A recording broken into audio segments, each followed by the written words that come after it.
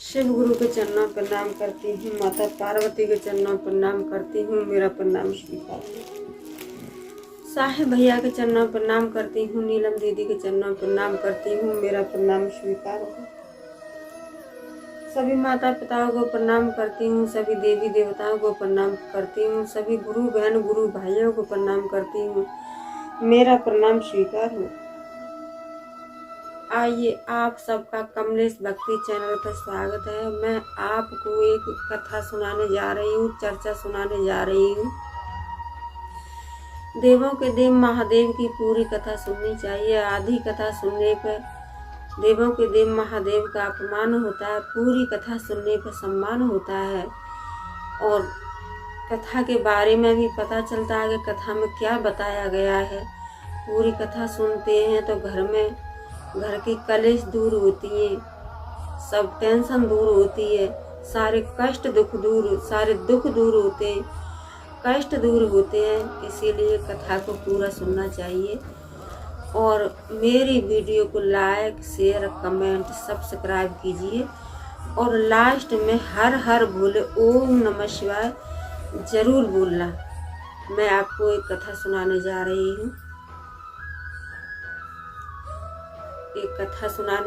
हूँ। एक छोटा सा शहर था, तो उस शहर में और एक छोटा सा परिवार रहता था। माता पिता और 2 बेटी। उनके पास बेटा नहीं था, 2 बेटी थी और माता पिता थे। बड़ा अच्छा परिवार था, छोटा परिवार था, लेकिन बेटा नहीं था, 2 बेटी थी।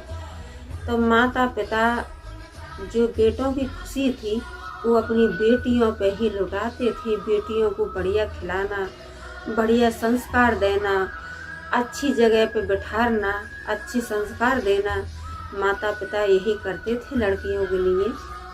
समय चलता रहा, समय के अनुसार और लड़की शादी योग्य हो गई। तब माता पिता बहुत खुश होते थे, कहते थे हम अपनी बेटी को दहेज में ये देंगे, दहेज में वो देंगे। देखो गुरु बहन गुरु भाई, हर माँ बाप जो चाहता है अपनी बेटी बेटा को अच्छा, कि हमारा बेटी बेटा अच्छी तरह से रहे, खुश रहे, हमारे बेटी बेटा कभी कष्ट न पाए, दुखी न रहे। तो माता पिता यही बात करते थे। तो एक दिन पिता ऐसे बात कर रहे थे तो बेटियों से कहा कि बेटी आपको क्या शादी में दहेज में क्या चाहिए। तो बड़ी वाली थी, वो शंकर भगवान की भक्त थी, वो छोटी सी थी और शंकर भगवान की शिष्या थी। तो पहले बड़ी से पूछा कि बेटी आपको दहेज में क्या चाहिए। तो बड़ी वाली कहने लगी कि पिताजी मुझे दहेज में कुछ नहीं चाहिए। और छोटी से पूछा कि बेटी आपको दहेज में क्या चाहिए। तो बेटी तो खुश होकर के जो है अपना जो भी बोली बोल दी। लेकिन बड़ी वाली थी वो कहने लगी कि पिताजी हमें आपका कुछ नहीं चाहिए, जो हमारे नसीब में होगा वही हमको मिल जाएगा और जो हमारे नसीब में नहीं होगा वो नहीं मिल सकता है। तो ये बात और उनको बहुत खराब लगा, ये बात उनके पिताजी को बहुत खराब लगा कि ये बेटी तो अपना, ये लड़की तो हमारा अपमान कर रही है और अपने भाग्य के और अपने नसीब के ऊपर चल रही है। तो कहते हैं ना गुरु बहन गुरु भाई कि हमारे और आपके बोलने से कुछ नहीं होता है।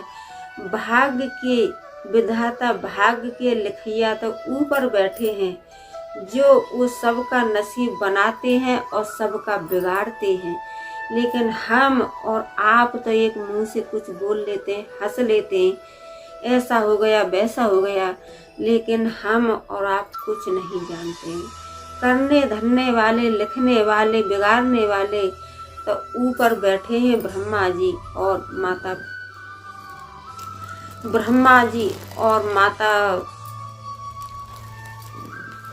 बैठे हैं ऊपर। ब्रह्मा जी और माता जी बैठी हैं, भय मैया बैठी हैं, लिखने वाली और बिगाड़ने वाली।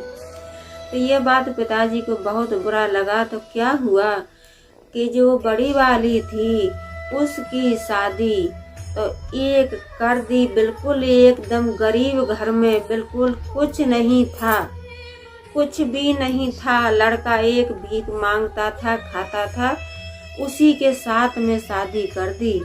और जो छोटी वाली थी उसकी शादी तो एक राजा के घर में की, जैसे आप थे ऐसे ही बढ़िया घर में छोटी बेटी की शादी की। और बड़ी वाली लड़की की तो जलन से ऐसे ही घर में शादी कर दी, क्योंकि वो थे चिढ़ गए, उसके पिता वो चिढ़ गए राजा कि जो है हमारी लड़की ने और अपने नसीब का बात बोल दिया।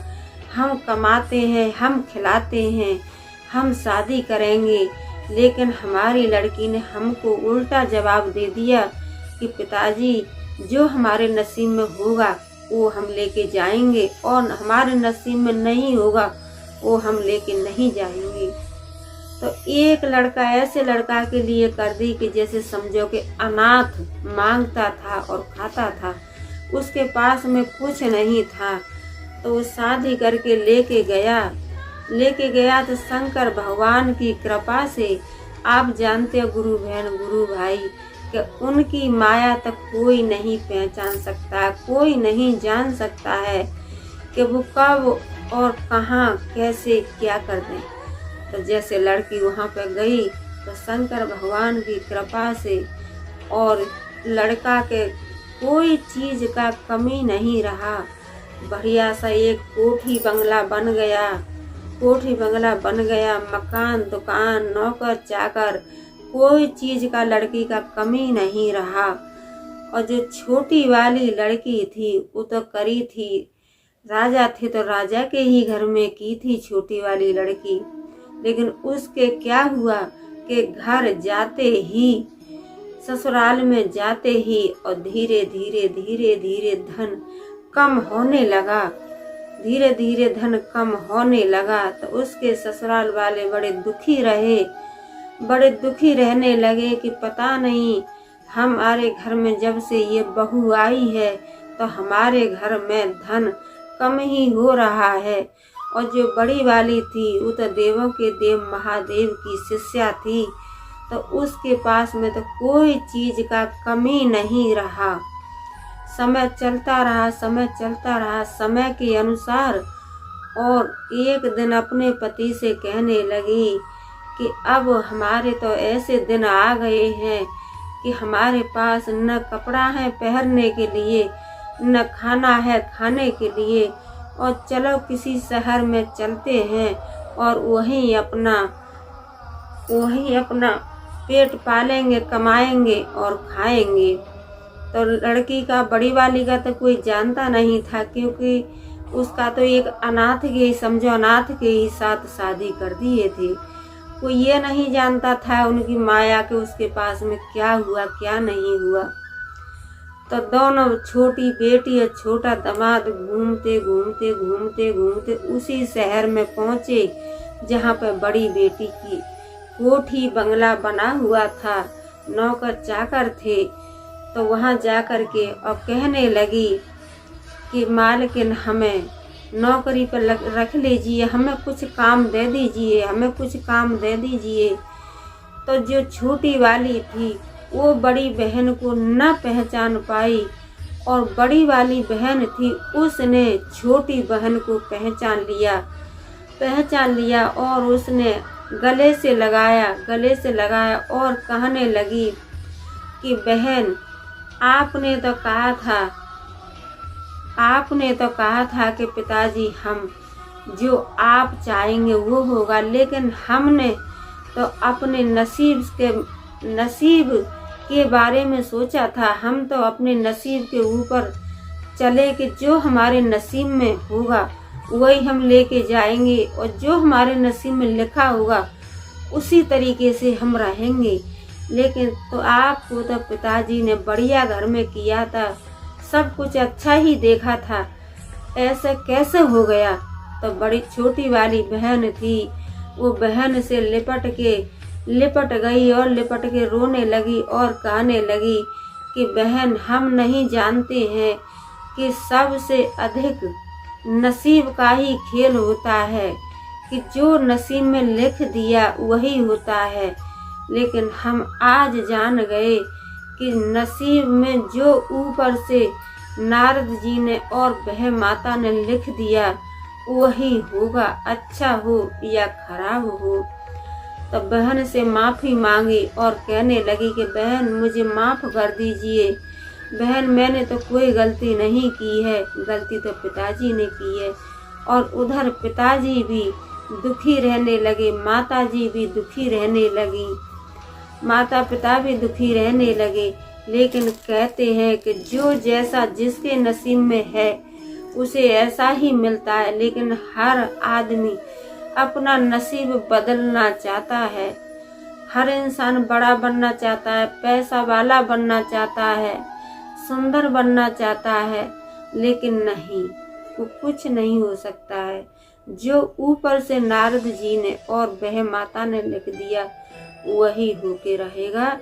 तो फिर छोटी वाली को बड़ी वाली ने बताई कि बहन मैं तो शंकर भगवान की शिष्या हूँ, उनकी परम प्रिय भक्त हूँ और मैं तो उन्हीं की भक्ति करती हूँ। उन्हीं की भक्ति करते करते मेरे लिए आज देखो कोई चीज़ का कमी नहीं रहा। मेरे घर में कोठी बंगला नौकर चाकर सब कुछ है। तो छोटी वाली भी सारी विध विधि पूछी और छोटी वाली भी शंकर भगवान की शिष्या बन गई और उसके पास भी अन्न धन का कोई चीज़ का कमी नहीं रहा। तो यही कहते हैं कि जो श्रद्धा और भक्ति से पूजा पाठ करता है उसके लिए कभी कोई चीज़ का कमी नहीं रहता है, कोई चीज़ का कमी नहीं रहता है। बोलो मैया पार्वती की जय, बोलो शंकर भगवान की जय। हर हर महादेव। और कमेंट में हर हर महादेव जरूर लिखिए, बोलिए हर हर महादेव। ओम नमः शिवाय।